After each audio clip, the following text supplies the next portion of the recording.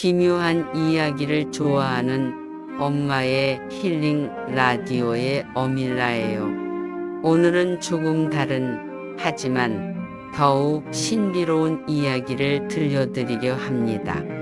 한 가족 안에서 벌어진 작은 이상함이 결국 진실을 삼켜버리는 무서운 비밀로 이어지기까지의 기록입니다. 이 이야기는 밤마다 사라지는 며느리. 지금부터 시작합니다. 며느리가 사라진 건 오늘이 처음이 아니었다.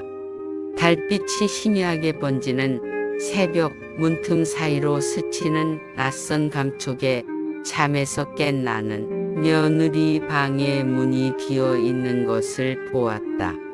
불도 꺼지지 않았고 창문은 굳게 닫혀 있었다. 하지만 며느리는 어디에도 없었다. 그 순간 문득 지난달에 일어난 작은 이상함들이 떠오르기 시작했다. 조용한 새벽마다 들리던 옷깃 스치는 소리, 차갑게 식어있는 며느리의 손, 그리고 설명할 수 없는 흙냄새. 며느리는 원래 명랑한 편이었다. 잘 웃고 가족 이야기를 나누는 걸 좋아했다. 하지만 어느 날부터인가 맥이 빠져 보였다. 어머니, 잠이 잘 안 와요. 그녀는 이렇게 말하며 눈을 피했다. 하루는 며느리의 방을 정리하다가 베개 아래 숨겨둔 작은 흙덩이를 발견했다. 손바닥만 한 양이었지만 촉촉하고 묵직한 느낌. 마치 방금 땅에서 파낸 듯한 그런 흙. 나는 괜히 소름이 돋았다. 집 주변엔 정원도 화단도 없었는데 나는 며느리가 사라졌다는 사실을 아들에게 말하지 않았다. 아들은 요즘 회사 일로 지쳐 있었고 괜히 걱정만 더해줄 것 같았다. 그저 며느리가 돌아오기를 기다릴 뿐이었다. 그리고 새벽 4시쯤 현관문이 천천히 열리는 소리가 들려왔다. 또 그렇게 조용히 들어왔다. 어둠 속에서 실루엣만 비친 며느리는 고개를 들지 못한 채 방으로 들어갔다. 그 순간 나는 그 발끝에서 떨어지는 작은 조각을 보고 말았다. 흙. 오늘도 축축한 흙이었다. 며느리의 수상한 행동이 나날이 심해지던 어느 날, 나는 우연히 그녀의 서랍에서 일기장을 발견했다. 그 안에는 짧고 불안한 문장들이 이어져 있었다. 그곳에서 나를 계속 부르고 있다. 밤이 되면 더 도렷해진다. 가지 않으면 잠을 이룰 수가 없다. 아무도 믿지 않을 것이다. 그리고 맨 마지막 장에는 무언가에 긁힌 듯한 글자들이 남아 있었다. 내가 가는 곳은 집이 아니다. 도저히 견딜 수 없었다. 며느리가 문을 나서는 순간 나는 슬리퍼만 신은 채 뒤를 따랐다. 새벽에 골목길은 적막했고 달빛 아래 며느리의 그림자가 길게 늘어져 있었다. 그녀는 마치 혼이 빠진 사람처럼 느릿하게 걸었다. 그리고 주택가 끝에 있는 오래된 공원으로 향했다. 공원 한쪽엔 오래전에 쓰러진 나무가 있었다. 하지만 며느리는 그 나무가 아닌 그 아래의 땅을 향해 다가갔다. 그녀는 무릎을 꿇더니 두 손으로 흙을 만졌다. 마치 누군가의 손을 잡듯 천천히. 그때 땅 속에서 들려오는 듯한 낮은 울림이 스며들었다. 누군가 말하는 것처럼. 하지만 분명 사람이 낼 수 없는 소리. 나는 숨이 멎는 줄 알았다. 어머니. 어둠 속에서 며느리가 천천히 고개를 돌렸다. 눈은 울듯 붉었지만 표정은 오히려 차분했다. 여기서 누군가를 느껴요. 저를 부르는 것 같아요. 그녀의 손끝에서 흙이 새어 나왔다. 돌아오라고 계속 말해요. 그 말이 끝나기도 전에 땅 속에서 바스락 바스락 어떤 것이 움직이는 소리가 또렷하게 들렸다. 나는 비명을 지르지도 못했다. 몸이 얼어붙어 버린 것이다. 아무것도 할 수 없이 그저 며느리를 쳐다보기만 하던 나에게 마치 누군가가 다가와 내 손을 잡는 듯한 느낌을 분명히 느꼈다. 그 순간 나는 비명을 질렀다. 아!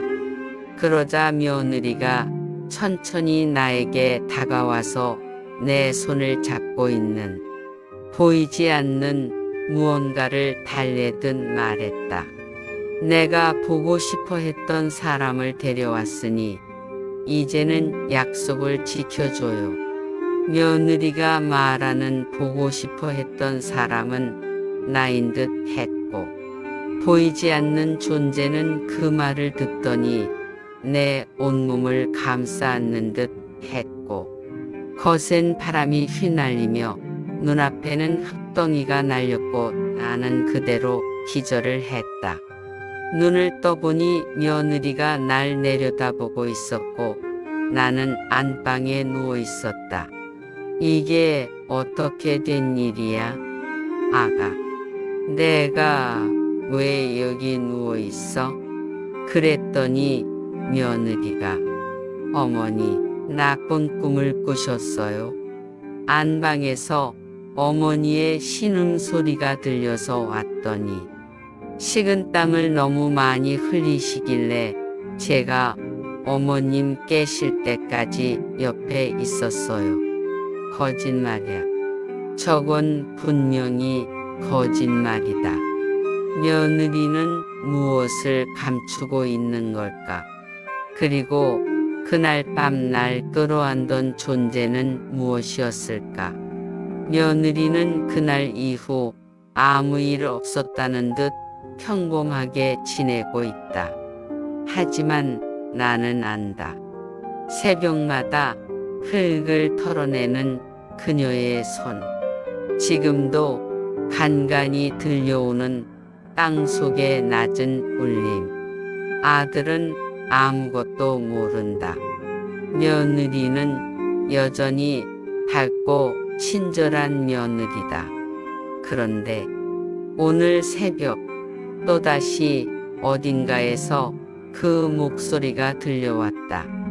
이번엔 나를 부르는 게 확실한 목소리였다. 내가 가지 않으면 안 될 것 같았다. 목소리가 들리는 곳으로 나도 모르게 가다 보니 며느리가 그날 밤 있었던 공원의 나무 아래였다. 나무 아래 땅에서 자꾸만 나를 부르는 목소리가 날 견딜 수 없는 슬픔을 몰아넣었다. 무슨 소린지 제대로 듣고 싶어서 땅에 귀를 갖다 대었다. 희미하게 흥얼거리던 소리가 점점 또렷해지면서 제대로 들려왔다. 드디어 기다리던 내 재물이 왔구나. 어서 오거라, 아가야. 그 목소리는 내가 그토록 잊고 싶어 했던 내가 20살 때 돌아가신 의부서머니의 목소리였다. 그 당시 내가 외출한 사이 연탄 때문에 일산화탄소 중독으로 의부서머니와 그의 친딸이 목숨을 잃었었다. 아니, 그렇다고 나 스스로 세뇌시키며 지금껏 살아왔다. 사실은 그날 의부서머니의 학대에 견디다 못해 자연사로 위장하기 위해 내가 꾸민 일이었다. 그들이 동시에 죽었다는 걸 확인하고 두려움과 함께 해방감이 밀려왔었다. 언젠가는 들킬 거라는 두려움 속에 평생을 살아왔는데 잊은 줄 알았던 의부서머니의 목소리를 여기서 듣게 되다니. 자세히 들어보니 또 하나의 목소리도 들렸다. 언니, 왜 그래서 왜 나까지 죽인 거야? 나는 그날 이후 매일 밤 그들에게 불려나가며 그들의 소리가 들리지 않을 때까지 손톱이 빠질 때까지 흙으로 덮고 또 덮다가 아침이 밝아오고서야 돌아오기를 계속 반복 중이다. 오늘 이야기는 여기까지예요. 조용한 일상 속에서도 우리가 보지 못한 어둠은 늘 곁에 있을지 모릅니다. 때로는 외면하려 애썼던 기억이 가장 집요하게 우리를 붙잡기도 하고요. 엄마의 힐링 라디오 어밀라였습니다. 이야기가 마음에 남았다면 다음 시간에도 함께 해주세요. 당신의 밤이 조금 더 안전하고 평온하길 바라며 우리는 또 다른 기묘한 이야기로 다시 만날게요. 잘 자요. 굿나잇.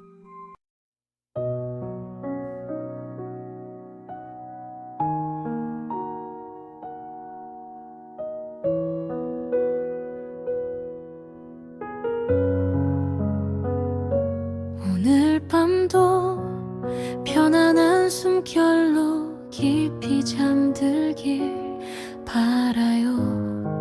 엄마의 힐링 라디오가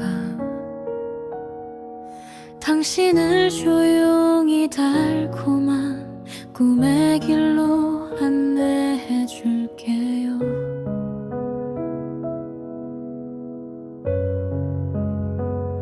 혹시 오늘 하루가 지치고 힘들었더라도 어밀라는 언제나 당신 곁에 머물러 있어요. 잠시 마음의 짐을 내려놓고 저와 함께 포근한 꿈결로 걸어가 볼까요?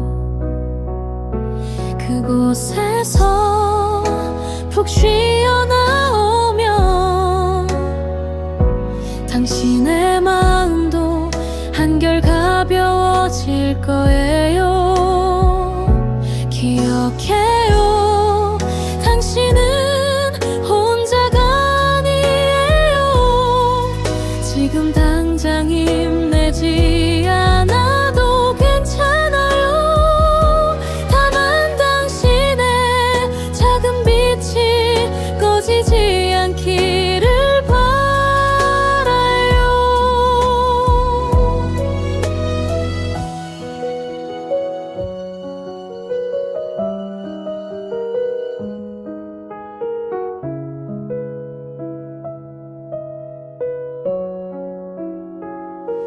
오늘도 수고한 당신의 마음이